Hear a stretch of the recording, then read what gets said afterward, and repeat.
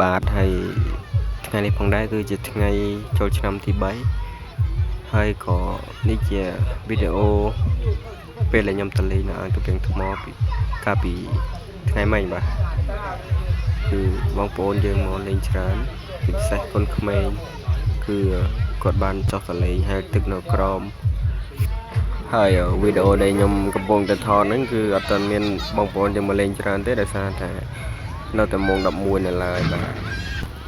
ហើយនេះបងប្អូនមួយចំនួនគាត់អង្គុយហូបនៅក្រោមម្លប់បាទហើយមើលទេសភាពទឹកអាងបើនិយាយទៅទឹកអាងយើងស្រកមែនទេគឺស្រកអស់ក្រោមស្ពានបាទអត់ហូរទេមានតែនៅពោះអាងហ្នឹងអត់ទៅដល់រដូវប្រាំងគឺអញ្ចឹងគឺស្រកអស់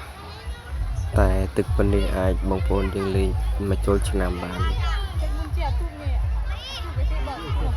ឃើញបងប្អូនហើយនឹងក្មេងៗយកលេងចង់ចោលដែរតែពាក់ខោទៅច្រើនជាន់ពេកក៏អត់បានចោះបានត្រឹមតែចូលថតនៅពេលលើវ៉ាវហើយ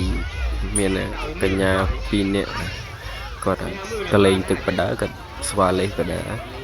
បានថាជាបកកំប៉ុងបកដឹងបាទកុំឲ្យខាតថ្លៃចុះទឹក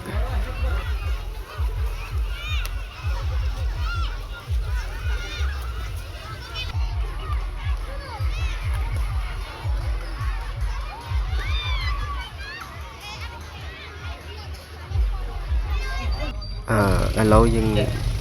ឈរមើលគេយូរពេកក៏ឡើងមកលើរកទិញអីហូមចឹងឥឡូវក៏ទិញកពឹសបាទទិញកពឹស 5000 បាទគឺក្នុងមួយបន្ទះគឺមាន 1000 យើងទិញ5បន្ទះគឺអស់ 5000 បាទ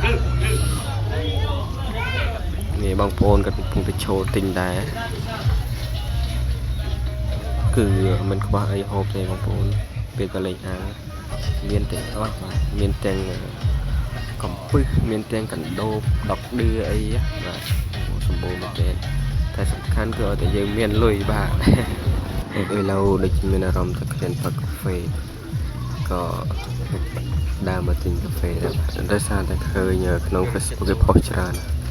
មានបងប្អូនមកទិញច្រើនឡើយខ្ញុំបានមកឃើញហើយតែឈានទៅផឹកមកខាងមានកាហ្វេដែរមានបងមានកាហ្វេមកកៅ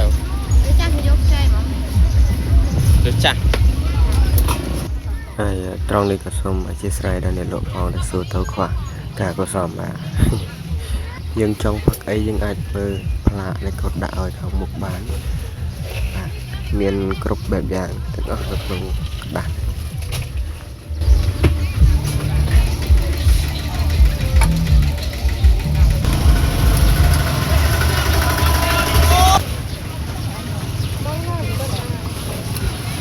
អមមិនប